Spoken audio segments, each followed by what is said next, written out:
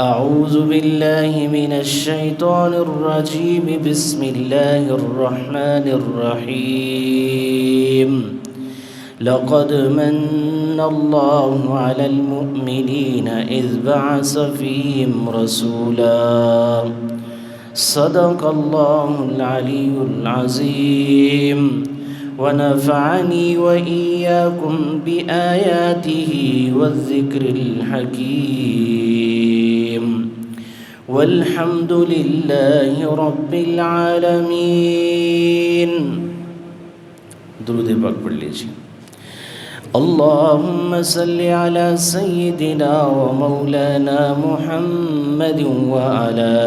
آل سيدنا ومولانا محمد وبارك وسلم.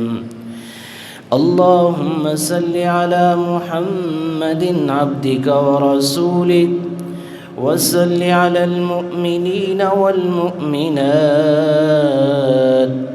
والمسلمين والمسلمات. انتہائی واجب الاحترام بزرگان دین اور نوجوان ساتھیوں، اللہ تعالیٰ کی بڑی نعمتوں میں سے ایک بڑی نعمت یہ ہے کہ وہ اپنے رسولوں کو انسانوں کی ہدایت کے لیے بھیجتے ہیں. یہ اللہ تعالیٰ کا بہت بڑا فضل ہے، یہ اس کی بہت بڑی رحمت ہے. اور رسولوں کو بھیجنے کا جو سلسلہ رہا وہ ہمیشہ رہا، اور ایسے رہا کہ ایک رسول دوسرے رسول کے ساتھ جیسے جڑا ہوا ہو. اور بعض زمانوں میں ایسا بھی ہوا کہ کئی پیغمبروں کو اللہ تعالیٰ نے ایک ہی زمانے میں بھیجا. حضرت آدم علیہ السلام سے لے کر کے بنی اسرائیل کے آخری نبی حضرت عیسیٰ علیہ السلام کا تک یہ سلسلہ جو تھا، اس کو کہتے ہیں تترا، یعنی مسلسل. کوئی زمانہ ایسا نہیں ہے جس میں اللہ نے اپنے کسی نبی کو نہ بھیجا. بنی اسرائیل کے آخری نبی جب حضرت عیسیٰ علیہ السلام اس دنیا سے رخصت ہوئے تو ان کے اور ہمارے نبی حضرت محمد صلی اللہ علیہ وسلم کے درمیان جو زمانہ ہے یہ طویل زمانہ ہے، لگ بھگ 500 سال کا. اس زمانے کو کہتے ہیں زمانہ فترت، یعنی اس میں اللہ تعالیٰ نے کسی نبی کو نہیں بھیجا. بنی اسرائیل کے آخری نبی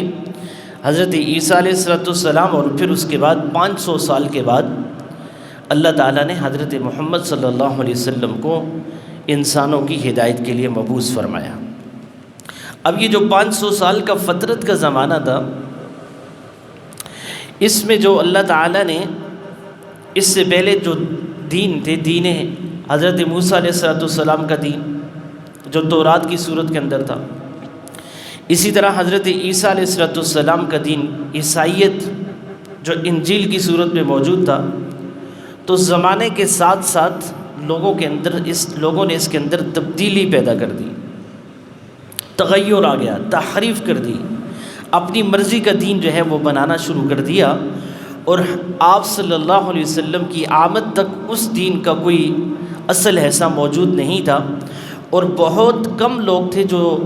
صحیح عیسائیت کے اوپر تھے یا صحیح یہودیت کے اوپر تھے، سوائے چند ایک لوگوں کے کوئی آدمی بھی موجود نہیں تھا. جیسے حضرت ورقہ بن نوفل کہ یہ مکہ مکرمہ میں عیسائیت کی دین کے اوپر تھے اور صحیح تعلیمات کے اوپر تھے. اور یہ جو اہل حجاز تھے،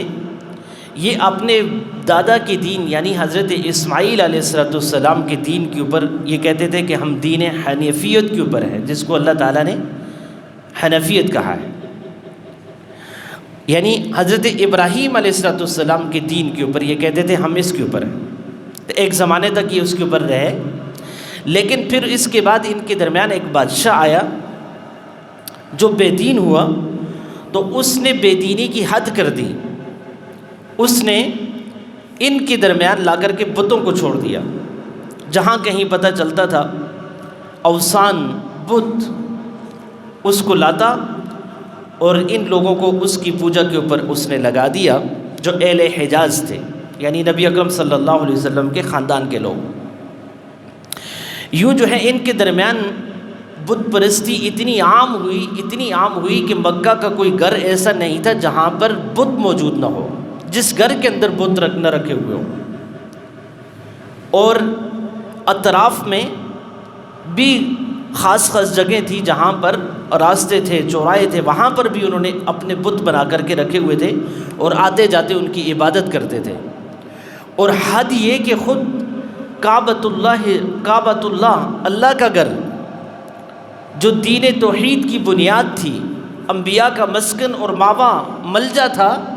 وہاں 370 بت رکھے ہوئے تھے۔ جب آپ صلی اللہ علیہ وسلم دنیا میں تشریف لائے تو یہ عالم تھا انسانیت کا۔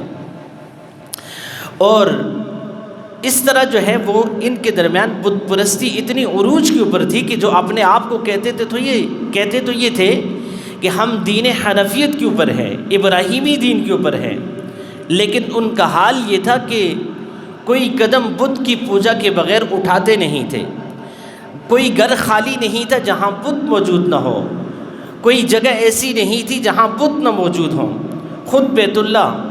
اور صفا مروہ یہ ساری وہ جگہ تھی جو بتوں سے پر کر کے رکھی ہوئی تھیں۔ ان کے بتوں کے نام تھے لات، عزا، حبل، پتہ نہیں ہزاروں قسم کے ان کے نام تھے، اور ہر ایک کا مرتبہ، ہر ایک کا مقام اور ہر ایک کا اس کے ساتھ جو نسبتیں جڑی ہوئی تھیں انہوں نے طے کر کے رکھی ہوئی تھی کہ یہ اس کام کے لیے، یہ اس کام کے لیے، یہ اس کام کے لیے۔ اور اس دوران اللہ تعالیٰ نے زمانہ فطرت کو ختم کر کے حضور نبی اکرم صلی اللہ علیہ وسلم کو، میرے اور آپ کے آقا کو، اللہ تعالیٰ نے عام الفیل کے سال اللہ تعالیٰ نے اس دنیا میں آپ صلی اللہ علیہ وسلم کو بھیجا۔ اللہ تعالیٰ نے اجازت دی کہ اب حضرت محمد صلی اللہ علیہ وسلم کو اس دنیا کے اندر بھیج دیا جائے، مبعوث کر دیا جائے۔ اور یہ عام الفیل کا سال تھا۔ عام الفیل یعنی اس سال کہ جس سال حبشہ کے بادشاہ نے بیت اللہ کو منہدم کرنے کا ارادہ کیا، اور اس نے اپنے یمن کے والی اور گورنر ابراہہ کو یہ حکم دیا کہ جا کر کے بیت اللہ کو گرا دو، اور وہ بڑے لاؤ لشکر کے ساتھ، بڑے مضبوط ہاتھیوں کے ساتھ بیت اللہ کو گرانے کے لیے آیا۔ اور جب وہ پہنچا تو باوجود اس کے کہ قبائل عرب بیت اللہ سے بے حد محبت کرتے تھے، خود اہل حجاز بیت اللہ کے لیے جان قربان کرنا، نچھاور کر دینا معمولی بات سمجھتے تھے، لیکن اس کا رعب، دبدبہ اور اس کی عسکریت اتنی بڑی تھی اور اتنی ہیبت ناک تھی کہ اس کا کوئی سامنا کرنے کے لیے تیار نہیں تھا۔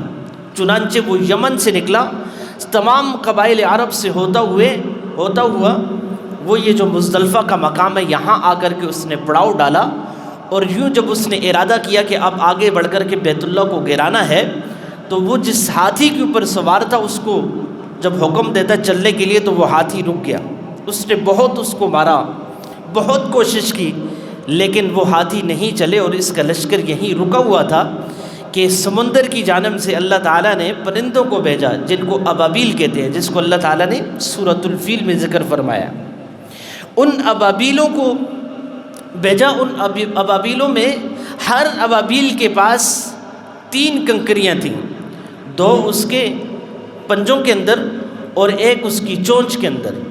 اور یہ کنکریاں ایسی کنکریاں تھیں کہ وہ ابابیلوں کا لشکر آیا، پرندوں کا وہ جرمٹ آیا اور ان کے اوپر آ کر کے ٹھہر گیا،